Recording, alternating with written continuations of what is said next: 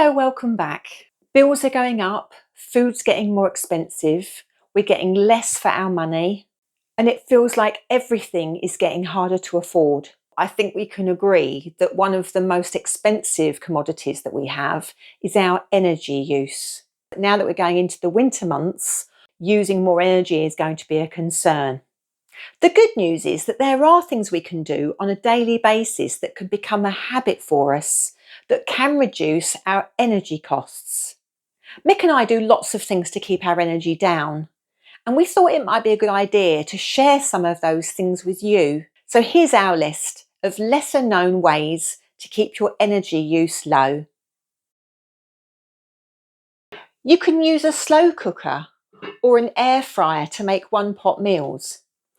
Making a whole meal in one of these keeps costs down because you're only using one lot of energy. For example, an air fryer uses 50% less energy than an oven, and they're faster too.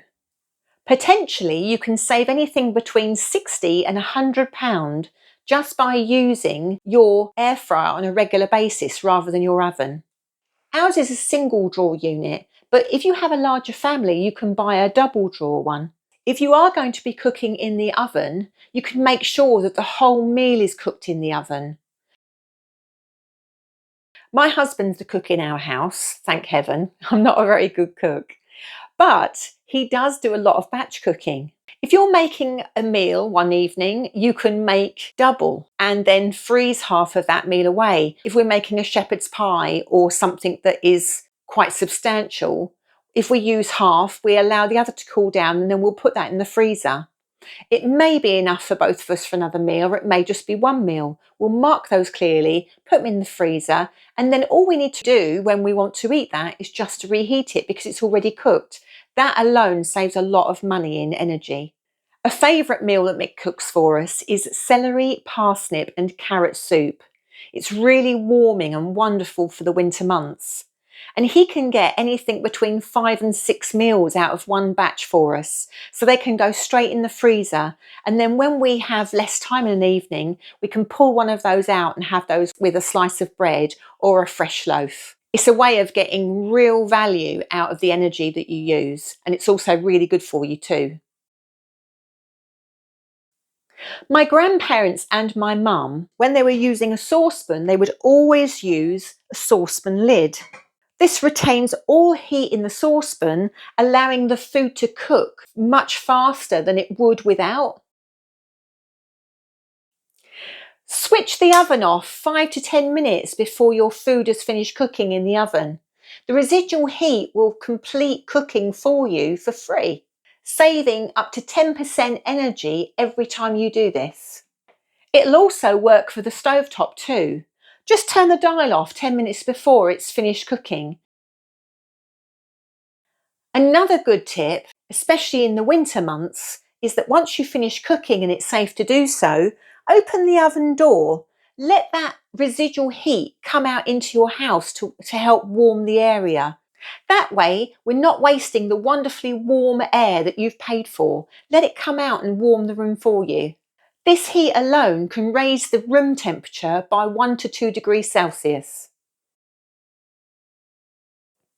Mick and I have been doing this for years. Rather than only fill a kettle for enough for 1 cup, fully fill the kettle with water, boil it, pour the water into a flask and use that throughout the day. It costs around 2 to 3 pence every time you boil a kettle. Now for your running tap water. Always keep your hot water tap at no lower than 50 degrees.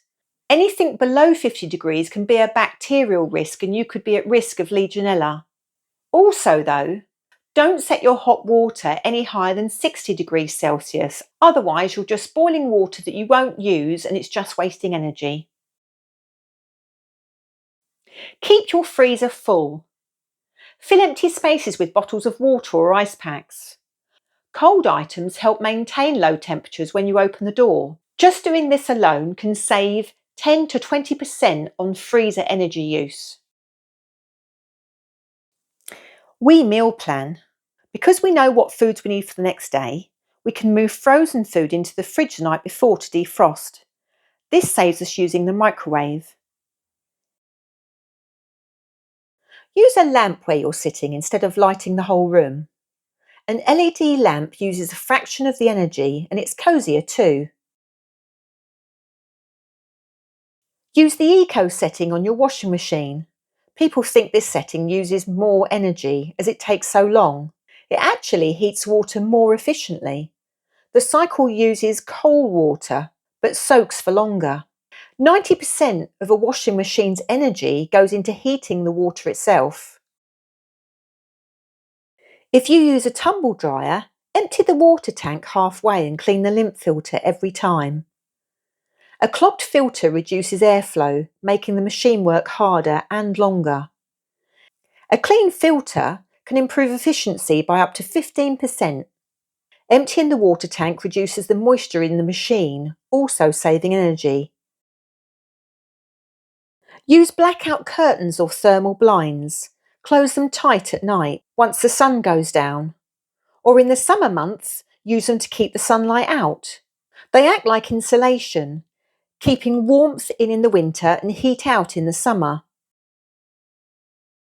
If you have furniture in front of radiators, pull the furniture just a few inches away. It lets warm air circulate properly, heating the room faster and evenly. Even 10 centimetre clearance can make a big difference. Use a small digital gauge, like this one that we have. This helps you spot cold or damp areas early before mould or insulation issues cost you. Keeping rooms between 40 and 60% humidity is ideal. We turn our dehumidifier on once it reaches 60 or above. We find not only does it take the moisture out of the air so it doesn't feel so damp, but it also helps us keep our home warm. Shut trickle vents above windows in the winter months.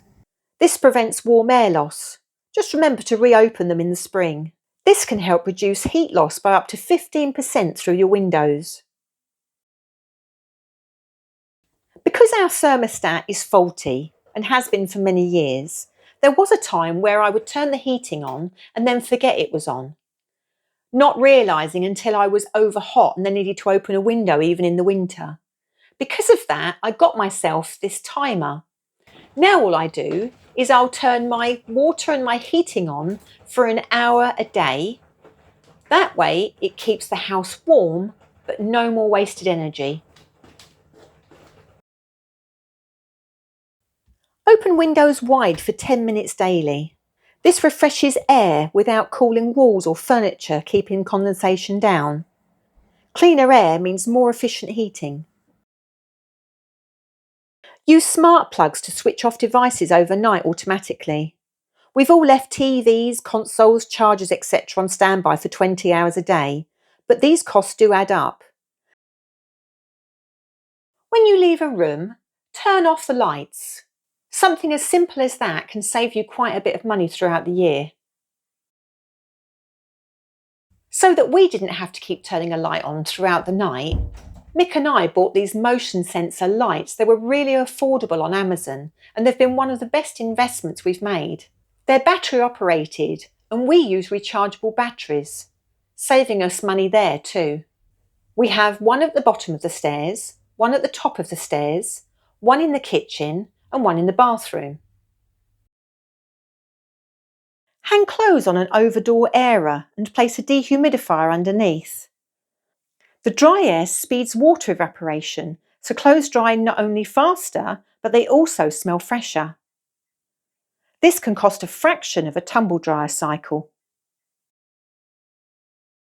Don't drape clothes over radiators. Use an airer instead with pegs. It reduces your risk of damp in the air and mould. A radiator works by taking in cool air at the bottom and throwing out warm air at the top. Covering radiators traps the heat and increases moisture in the air. It makes your boiler work very much harder. Use free solar heat indoors. Dry your clothes on an airer near a sunny window. Sunlight adds warmth and helps dehumidify naturally. Let me know in the comments which tip you're trying first. Subscribe for more simple ways to save money at home.